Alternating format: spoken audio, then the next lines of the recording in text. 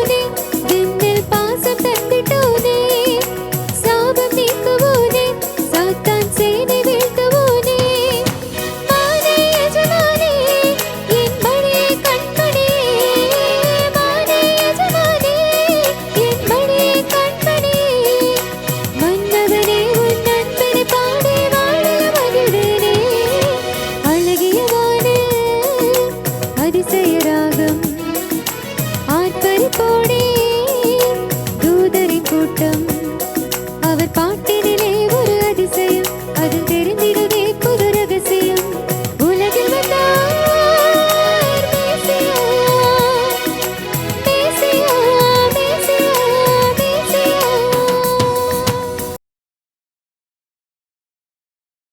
ஆண்டவராகிய இயேசு கிறிஸ்துவின் கிருபையுள்ள நாமத்திலே உங்களை யாவருக்கும் அன்பின் நல்வாழ்த்துக்கள். நம்முடைய மிஷனரி சங்கத்தின் சார்பாக உங்களுக்கு வாழ்த்துக்களையும் ஆசீர்வாதங்களையும் நாங்கள் பகிர்ந்து கொள்கிறோம். கர்த்தருடைய கிருபையினாலே தேவன் நம்முடைய பொறுப்பிலே கொடுத்த நம்மை பயன்படுத்துகிற அந்த ஊழியத்தை அவரையே ஆசீர்வதித்து வருகிறார். நெருக்கங்கள் பாடுகளின் மத்தியிலேயும் அருட்பணியாளர்கள் தேவனுடைய சித்தத்திற்கு இசைந்து ஊழியத்தை செய்யும்படியான கிருபையை கொடுத்து வருகிறார். போராட்டங்கள் ஏராளம் உண்டு, செவித்துக் கொள்ளுங்கள். குறிப்பாக ஒரிசா, உத்தரப்பிரதேசம், குஜராத் மாநிலங்களிலே காணப்படுகிற அந்த எதிர்ப்புகளின் மத்தியிலே தேவன் செயல்பட்டு வருகிறார். ஆண்டவருடைய நாமம் மகிமைப்படட்டும். தொடர்ந்து உங்களுடைய ஜெபத்தை தேடி நிற்கிறோம். நம்முடைய மாத இதழ் வேண்டும் என்பவர்கள் நீங்கள் இலவசமாக பெற்றுக்கொள்ளலாம். உங்களுடைய முகவரியை கொடுத்து இந்த ஊழியத்தை குறித்து அறிந்து கொள்ள விரும்பினாலும் நீங்கள் இந்த தொலைபேசி எண்ணோடு தொடர்பு கொள்வீர்கள் என்றால் நாங்கள் ஊழியத்தின் காரியங்களை உங்களோடு பகிர்ந்து கொள்ள தயாராக இருக்கிறோம். ஒரு நிமிடம் தலை தாழ்த்தி கர்த்தரை நோக்கி ஜெபிப்போம். கிருபை நிறைந்த தகப்பனே, இந்த நல்ல நாளுக்காக உம்மை துதிக்கிறோம் ஐயா. இந்த நாளிலும் இப்பொழுது நாங்கள் சிந்திக்கப் போகிற உம்முடைய வார்த்தைகளை எங்களுக்கு சொந்தமாக்கி கொள்ள நீர் கிருபை தாரும். எங்கள் ஆண்டவர் இயேசு கிறிஸ்துவின் மூலமே வேண்டிக் கொள்கிறோம் நல்ல பிதாவே, ஆமென். இன்றைய தியான வசனமாக எடுத்துக்கொண்ட வேத பகுதி 2 நாளாகமும் 34:30. ராஜாவும் சகல யூதா மனுஷரும் எருசலேமின் குடிகளும் ஆசாரியரும் லேவியரும் பெரியோர் முதல் சிறியோர் மட்டுமுள்ள சகலருமாய் கர்த்தருடைய ஆலயத்துக்கு போனார்கள். கர்த்தருடைய ஆலயத்திலே கண்டெடுக்கப்பட்ட உடன்படிக்கை புஸ்தகத்தின் வார்த்தைகளை எல்லாம் அவர்கள் காதுகள் கேட்க வாசித்தான். கர்த்தருடைய ஆலயத்துக்கு போனார்கள். கர்த்தருடைய ஆலயத்திலே கண்டெடுக்கப்பட்ட உடன்படிக்கை புஸ்தகத்தின் வார்த்தைகளை எல்லாம் அவர்கள் காதுகள் கேட்க வாசித்தான். அருமையான கர்த்தருடைய ஜனங்களே, இந்த நாளிலே நான் உங்களோடு பகிர்ந்து கொள்ளக்கூடிய ஒரு செய்தி, அந்த தலைப்பு என்னவென்றால், காரிருளில் கர்த்தர் கண்டுகொண்ட கதாபாத்திரம். காரிருளில் கர்த்தர் தெரிந்தெடுத்த அல்லது கண்டெடுத்த கதாபாத்திரம். வேறு விதத்தில் சொல்ல வேண்டுமென்றால், இருண்ட காலத்தில் பூத்த கதாபாத்திரம். இருளாய் தோன்றுகிற காலம், இனி வாழ்வு இல்லை, இனி நம்பிக்கை இல்லை, இனி பிரகாசம் இல்லை, இனி இப்படியே தான் இருளாகவே தான் நாம் போக வேண்டும் என்று சொல்லக்கூடிய அப்படிப்பட்ட ஒரு சூழ்நிலையிலே அங்கே தேவன் இந்த காரிருளின் மத்தியிலேயும் ஒரு நல்ல ஒரு பூ பூக்கும்படியாக செய்தார். அந்த பூதான் யோசியா என்று சொல்லக்கூடிய ராஜா. இந்த யோசியா ராஜா, அவனை குறித்து நாம் பார்க்கின்ற பொழுது 34ஆம் அதிகாரம் 1வது வசனம் சொல்லுகிறது, 8 வயதாயிருந்து 31 வருஷம் எருசலேமில் அரசாண்டான்.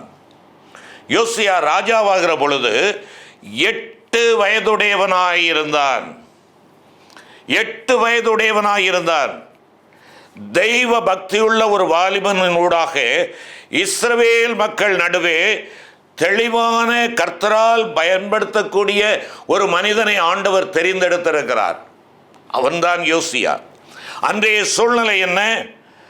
ராஜாக்களினுடைய இழிநிலை, அவருடைய மோசமான ஒரு வாழ்க்கை, தெய்வ பயமற்ற ஒரு வாழ்க்கை, ஜீவனுள்ள தேவனை விட்டுவிட்டு கண்ட தெய்வங்களை ஆராதிக்கின்ற ஒரு வாழ்க்கை, பொய்யான தெய்வங்கள், அசுத்தம் நிறைந்த வாழ்க்கைகள், இப்படிப்பட்ட ஒரு சூழ்நிலை அன்று காணப்படுகிறது. மக்களும் தெய்வ பயமற்றவர்களாக இருந்தார்கள். மன்னன் எவ்வளியோ அவளியே தான் குடிமக்கள் என்று சொல்லுவார்கள். மன்னர்கள் எல்லாம் தேவனை விட்டுவிட்டபடியினாலே இங்கே ஜனங்களும் தேவ பக்தியற்றவர்களாகவே காணப்படுகிறார்கள். ஆலயம் இருந்தது, ஆராதனை நடந்தது, கடமைக்காக நடைபெற்றது. அருமையான கர்த்தருடைய பிள்ளைகளே, மாபெரும் தேவாலயம்.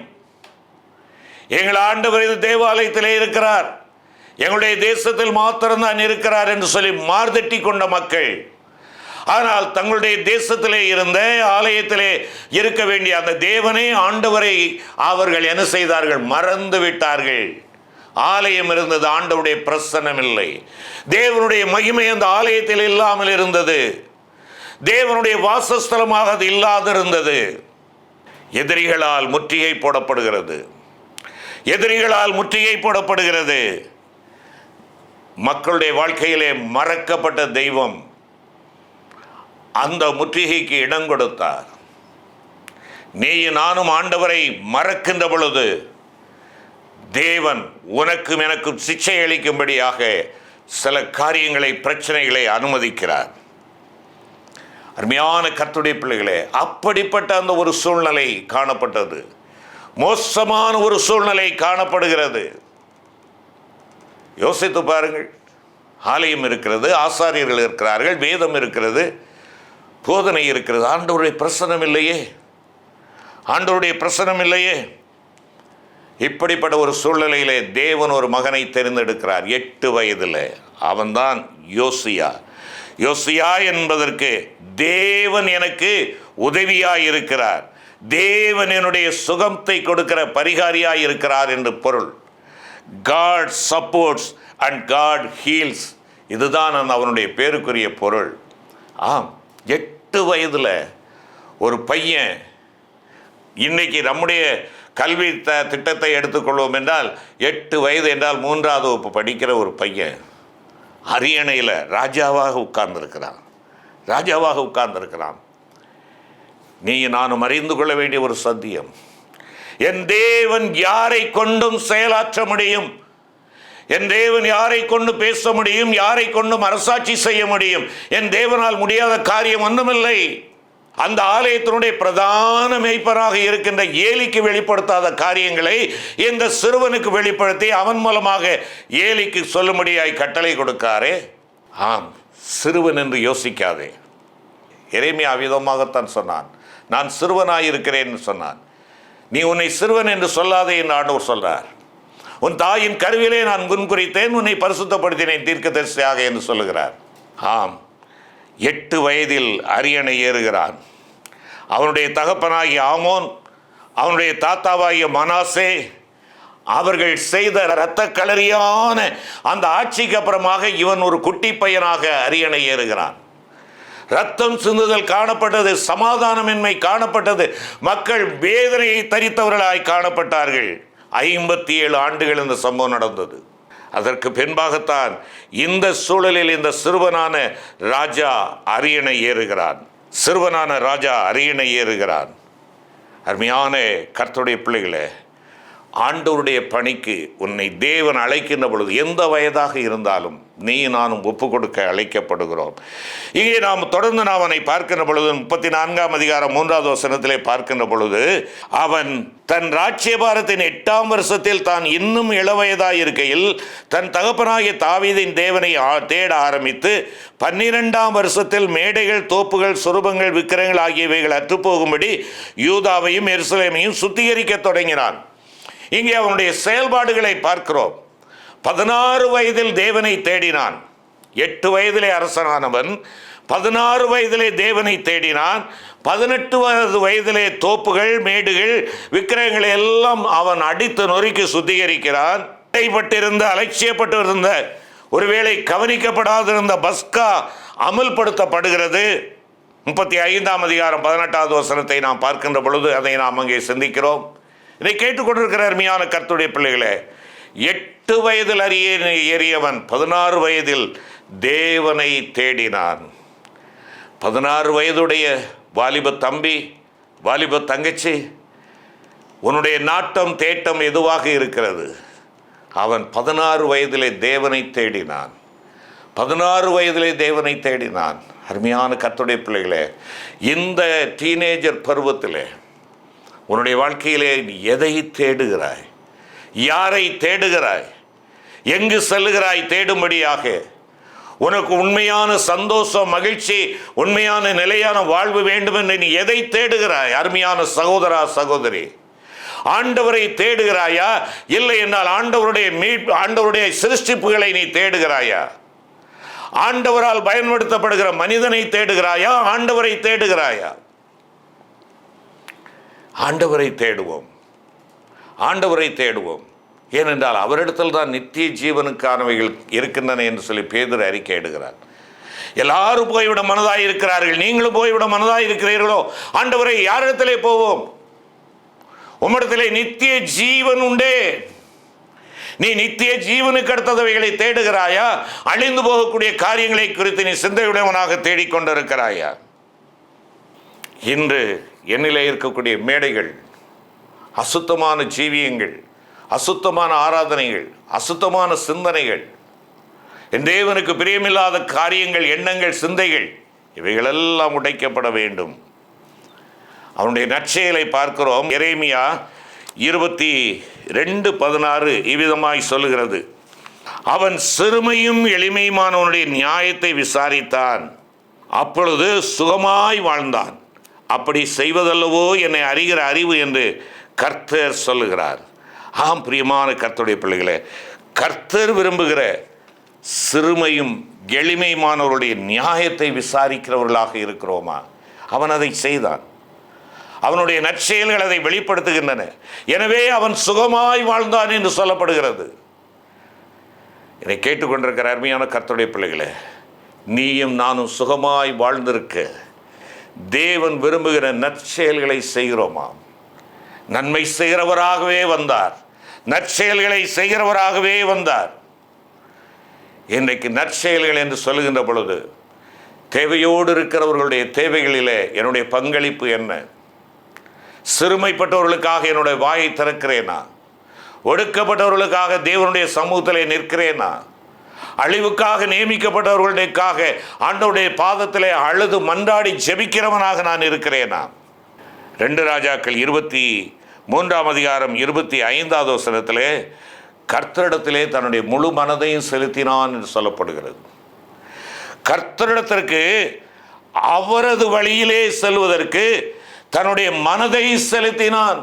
நீ நானும் சுயமாய் முயற்சி எடுப்போம் என்றால் விழுந்து போவோம்.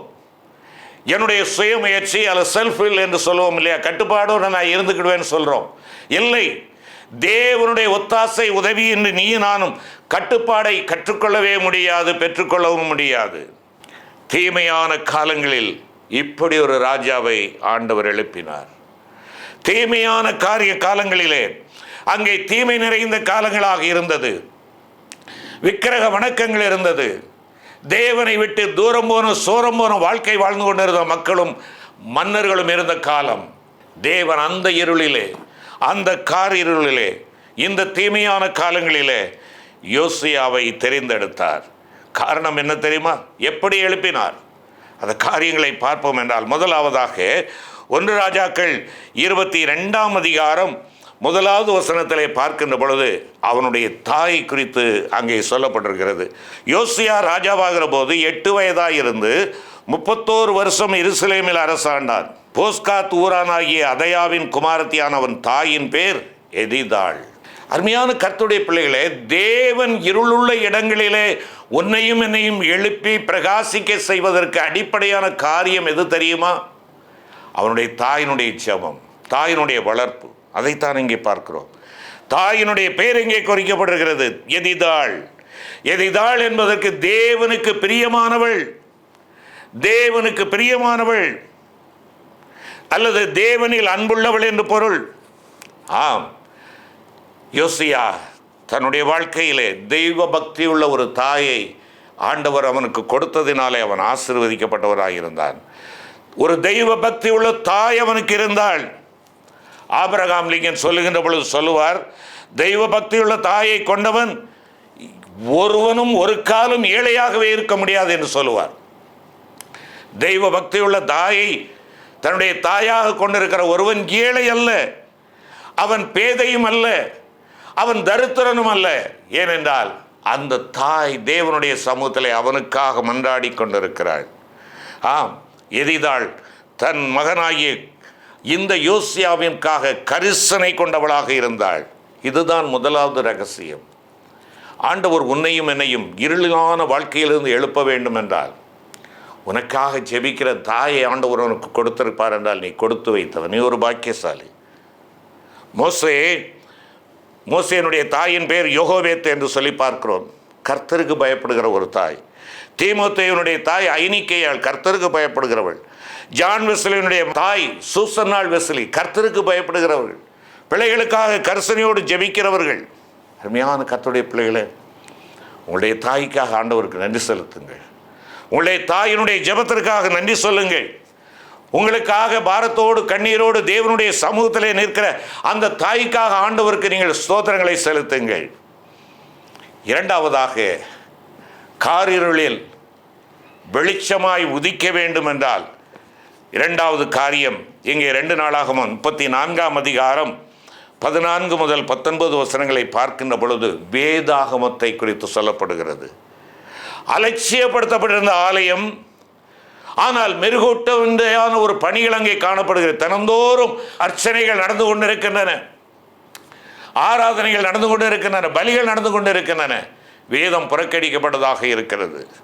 ஆனால் இங்கே நாம் பார்க்கிறோம், இந்த பகுதியிலே பார்க்கின்ற பொழுது தேவனுடைய வார்த்தை கண்டுபிடிக்கப்பட்டது. வேதாகம பிரதி கண்டுபிடிக்கப்பட்டது. தொலைந்திருந்த பொக்கிஷம் கண்டுபிடிக்கப்பட்டதால் மக்கள் மகிழ்ச்சி அடைகிறார்கள். கண்டுபிடிக்கப்பட்ட வேதம் படிக்கப்பட்டது. வேதம் பேசியது, குற்ற உணர்வை ஏற்படுத்தியது, வாழ்வை வல்லமையாக்கியது, தைரியத்தை கொடுத்தது. அருமையான கர்த்தருடைய பிள்ளைகளே, நீ வாழும் வழியை உனக்கு காட்டுகின்ற ஒரு வழிகாட்டி என்றால் அது தேவனுடைய வார்த்தை, தேவனுடைய வார்த்தையாகிய வேதாகமம். இந்த வேதாகமம் 57 ஆண்டுகளாக அசட்டை பண்ணப்பட்டதாக இருந்தது. வேதம் மறக்கப்பட்டதாக இருந்தது, தொலைந்து போனதாக இருந்தது. வேதத்தை தேடி கண்டுபிடித்தார்கள். எவ்வளவு கேவலமான நிலை, அவலமான நிலைகளை பார்க்கிறோம். அருமையான கர்த்தருடைய பிள்ளைகளை, இன்றும் வேதம் மறக்கப்பட்டு வருகிறது அல்லவா? வேதத்தை கையில் தூக்க வேண்டிய வேத போதகர்கள் இன்று மொபைலையும் லேப்டாப்பையும் கரங்களிலே வைத்திருக்கிறார்கள். எது பரிசுத்த வேதம்? வேதம் மறக்கப்பட்டு வருகிறது. முழங்கால் போட்டு தேவனுடைய வார்த்தையை வாசித்து தியானித்து அதை மக்களுக்கு ஆண்டவருடைய வார்த்தையாக சொல்ல வேண்டிய ஊழியர்கள் இன்று காலையிலே எழுந்து, ஞாயிற்றுக்கிழமை காலையிலே எழுந்து ஏதோ ஆன்லைனில் ஏதாவது ஒரு பட்டனை அழுத்தி ஒரு செய்தியை எடுத்துக்கொண்டு அங்கே செல்லுகிறார்கள். இதுவா தேவனுடைய வார்த்தை? வேதனை நிறைந்த வார்த்தைகளோடு பேசுகிறேன். என்னை கேட்டுக்கொண்டிருக்கிற அருமையான கர்த்தருடைய பிள்ளைகளே, வேதம் என்னில் மறக்கப்படும் என்றால் வருங்கால சந்ததியை தேவன் இல்லாத சந்ததியாக மாறிவிடும். வேதம் நமக்கு சுட்டி காட்டுகிறது. வேதம் நமக்கு சுட்டி காட்டுகிறது. அவனவன் மனம் போல நடந்தான். ஆண்டவர் கொடுத்த கட்டளை என்ன? இவைகளை உன் பிள்ளைகளுக்கு போதிக்க மறந்தார்கள். ஒரு சந்ததி தேவனுடைய வார்த்தையை போதிக்க மறந்தது. பின்வரும் சந்ததி தேவன் இல்லாத சந்ததியாய் வந்தது. வேதனையை தாங்கின ஒரு கூட்டங்களாக மக்கள் காணப்பட்டார்கள். அருமையான கர்த்தருடைய பிள்ளைகளே, என் வீட்டில் 15 வேதம் இருக்கிறது, 5 வேதம் இருக்கிறது, 10 வேதம் இருக்கிறது என்று சொல்வதிலே பெருமை அல்ல. இந்த பதிப்புகளிலே நான் வைத்திருக்கிறேன் என்று சொல்வது பெருமை அல்ல. உன் வேதம் உன் இருதயத்தில் இருக்கிறதா?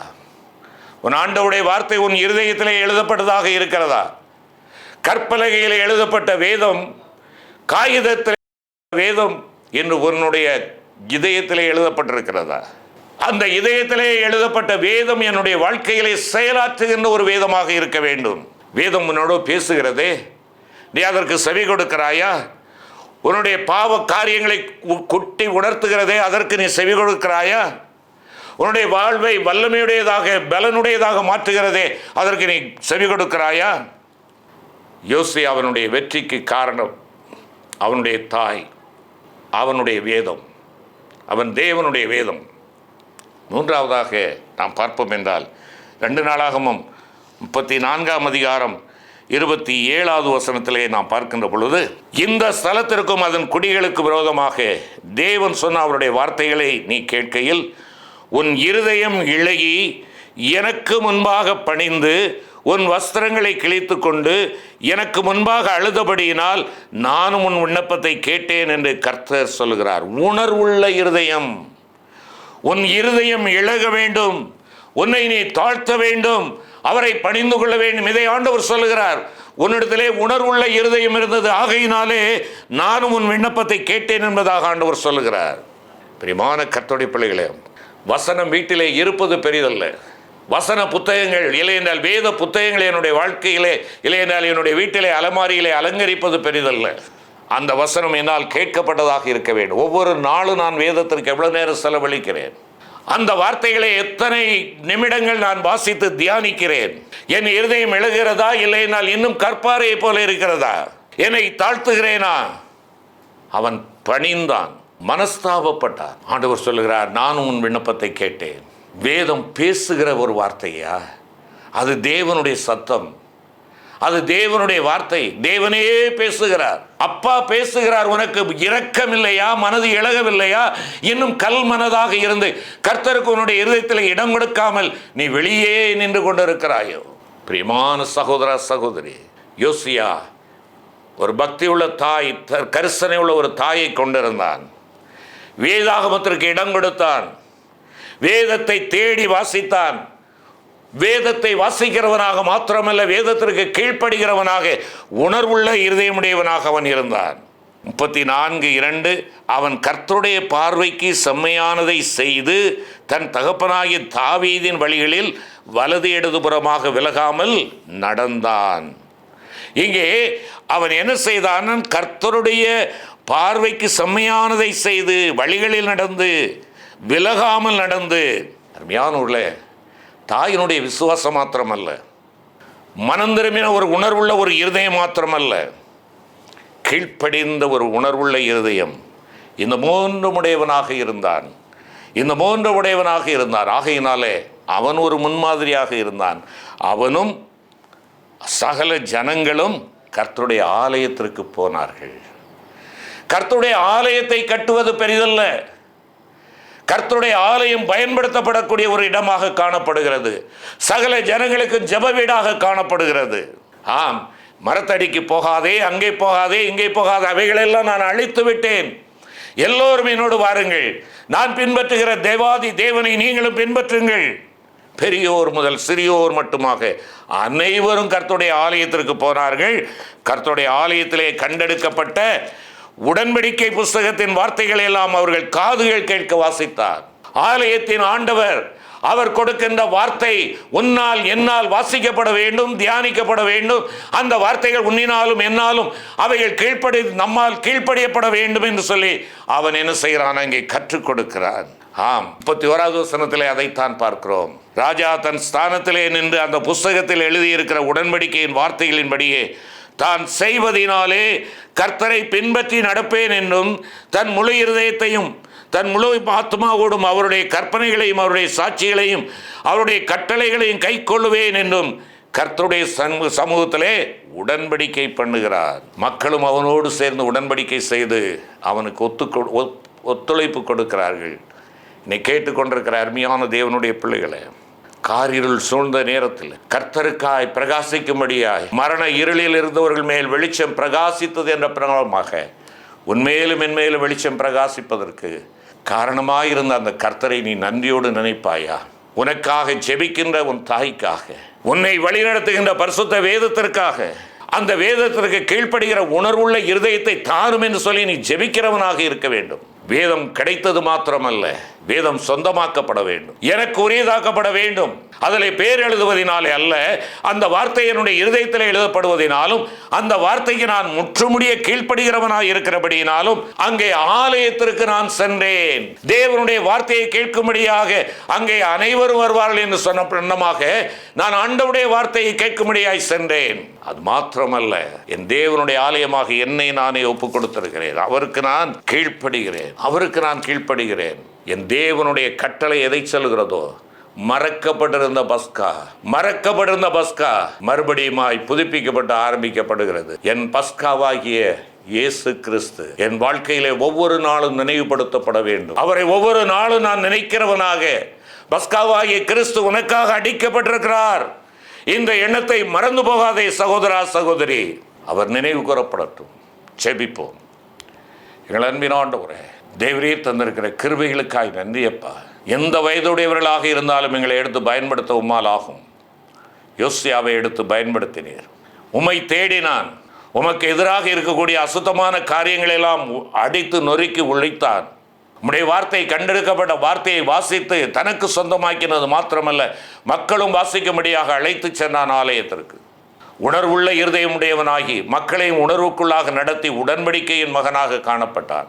நாங்களும் கூட கடமைக்காக ஒப்புக்காக கர்த்தரை ஆராதிக்கிறவர்களாக இல்லாது எங்களுடைய வாழ்க்கையிலே வேதம் மறக்கப்படாமல் வேதம் எப்பொழுது நினைவில் உள்ளதாகவும் வேதத்தின் ஆண்டவரோடு கூட ஐக்கியமுடையவர்களாக நாங்கள் காணப்பட எங்கள் ஒவ்வொருவருக்கும் கிருபை தாரும். மீட்பர் இயேசுவின் மூலம் வேண்டிக் கொள்கிறோம் நல்ல பிதாவே. ஆமென்.